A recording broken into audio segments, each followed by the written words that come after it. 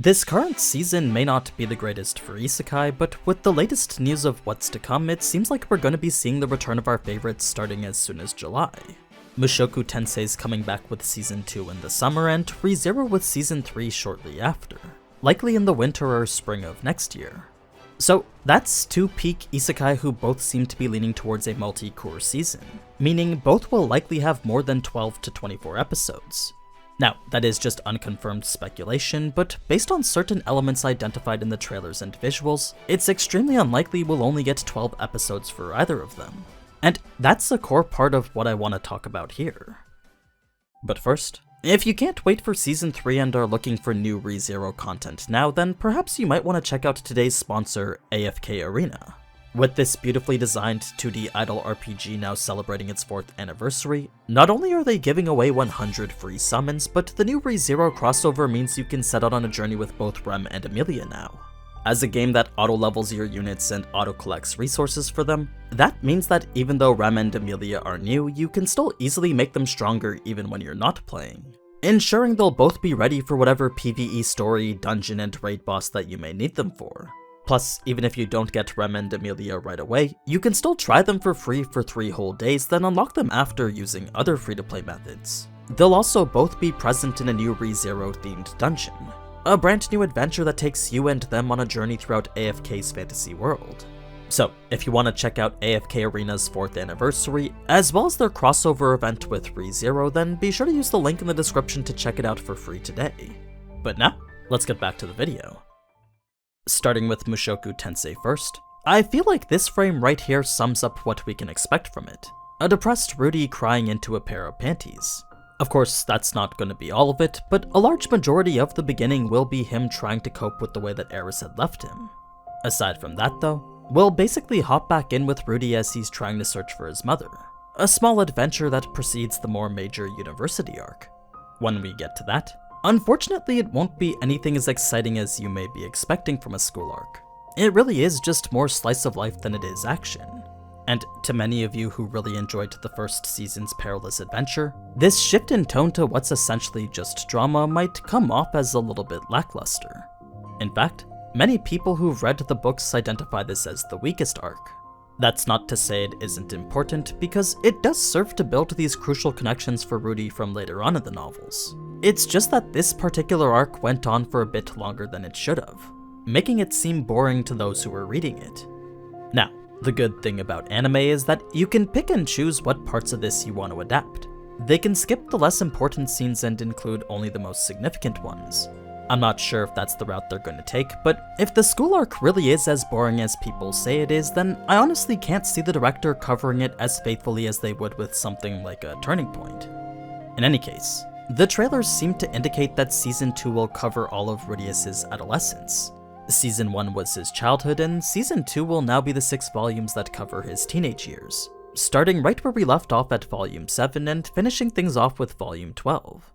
So, if the 6 volumes of Season 1 equated to 24 episodes and an OVA, then I think it's reasonable to assume that the 6 volumes of Season 2 would be the same. Unless they really are adapting every part of the university arc, then 24 episodes seems like it'll be just fine. That said, there is a leak going around saying it'll actually be 30 to 35 episodes. The source is just an unverified Twitter account, but they did leak Mushoku's change in director before it was even announced, thus giving them some credibility and a bit of traction in the community. Personally, I think 3 cours would be a bit much for the content they're covering, but if it's portrayed in the same high quality it had in the first season, then honestly they could do as many episodes as they want. Where we start to get into a bit of controversy though is that very discussion of whether the quality will live up to how it was in the first season. You see, a small minority of people have been rather vocal about how the newest trailers seemed a bit, well, off. I myself don't really see it, but to them the animation was subpar in comparison to the previous season. A decline in quality some are attributing to the recent changes in staff they've made. In addition to a less experienced director now taking the reins, we're also seeing a change in positions like the script supervisor and character designer. Several core members who worked to make Season 1 so amazing will no longer be part of the production anymore. So, whether that makes a difference in how Season 2 turns out is yet to be seen based on the few trailers we've got, but I think it's also fair to temper your expectations a little bit. A slow season combined with such a big staff change will undoubtedly result in at least a few notable differences. Now, if you're wondering what this new director has worked on, well, though this is his first time as the chief director, he has worked on production for Re:Zero and directed episodes for series like Sword Art Online and Fate Apocrypha. He was also responsible for half the episodes in Part 1 before becoming the assistant director in Part 2. Then, with series composition being handled by Ono Toshiya, this is actually a change I'm looking forward to. As the man who worked the same position for 86 and Land of the Lustrous, I'm fairly confident he'll do well with both the pacing and character development.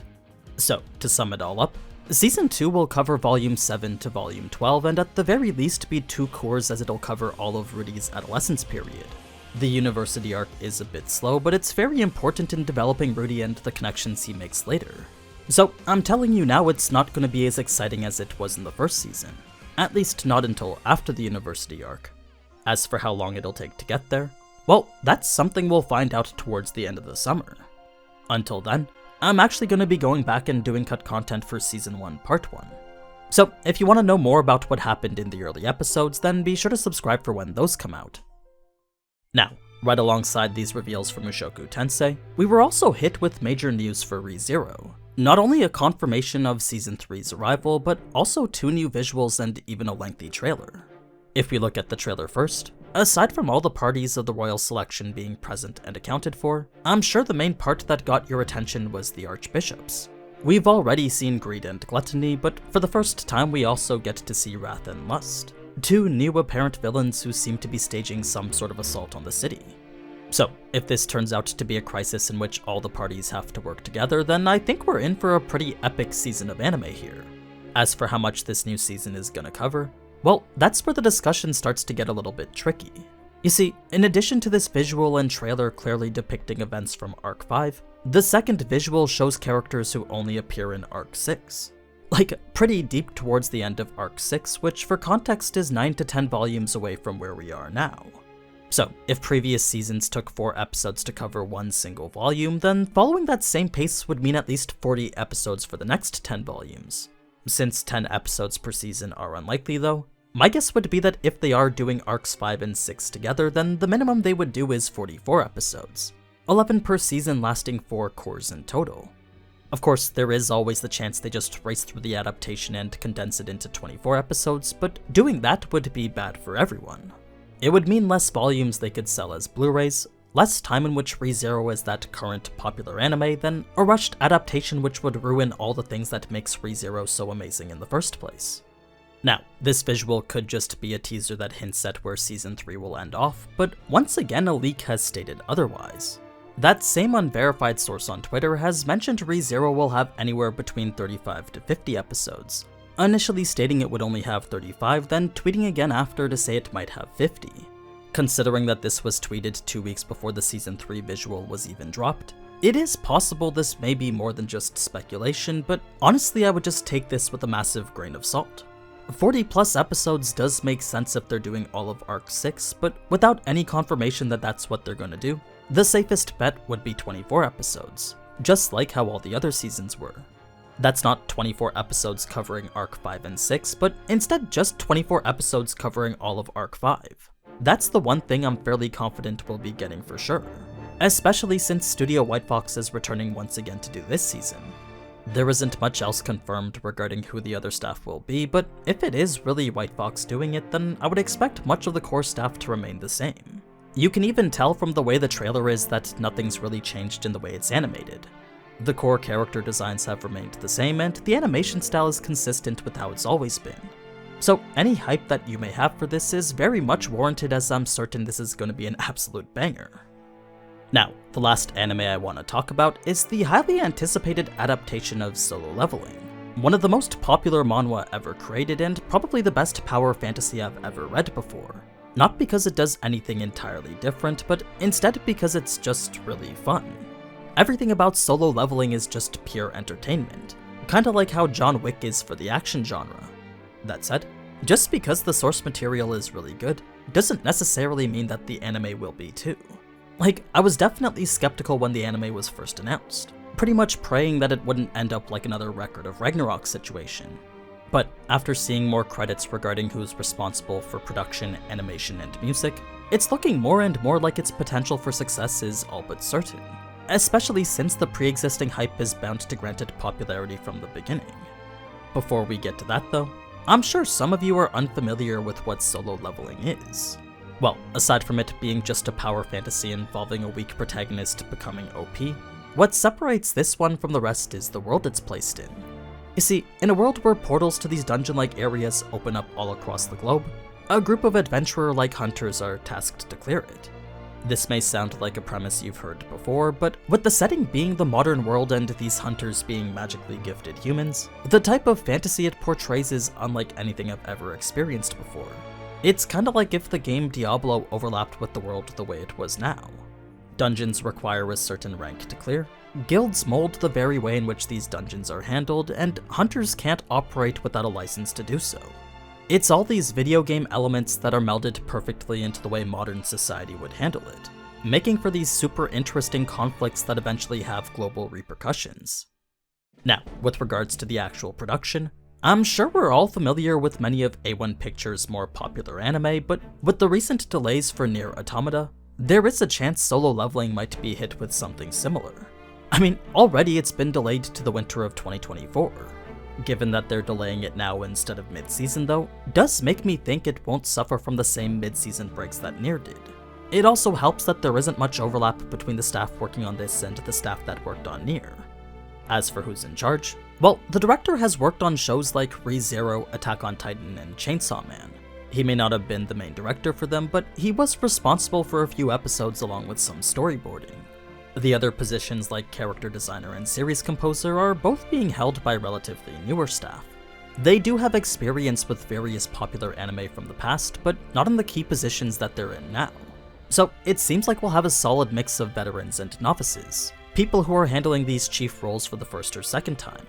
It's hard to say what impact this type of staff will have on the anime, but when I look at Solo Leveling then look back at other A1 Pictures anime, I can't help but feel the style is a little bit lackluster, kinda like it doesn't really fit the tone of the series. I'm sure it'll turn out just fine in the end, but I guess I'm a bit disappointed it doesn't have the same quality as 86, Licorice Recoil, or Sword Art Online. I mean, imagine seeing Sung Jin-woo in action with the same animation as that Berkuli vs. Vecta fight. That would make Solo Leveling one of the best anime ever. In any case, even if by some off chance the anime does have several glaring issues, at the very least we can expect an amazing soundtrack since Hiroyuki Sawano is doing it. Everything else we'll just have to wait and see. But yeah, that's pretty much the latest news on Re:Zero, Mushoku Tensei, and Solo Leveling. Just a quick news video before I leave for Japan. I'll be back with more content starting early May. If you want to see some IRL Japan stuff while I'm there though, then you can follow me on Twitch where I might be doing a couple of streams. Now, before I go, I just want to thank AFKRE0 once again for sponsoring this video. If you want to check out the Re:Zero crossover or just get those 100 summons for free from the 4th anniversary celebration, then be sure to use the link in the description to download the game for free today. It's the best mobile game to play for those who just don't have a lot of time anymore. But anyway, as always, thank you so much for watching, and if you enjoyed this type of anime content, then you already know what to do.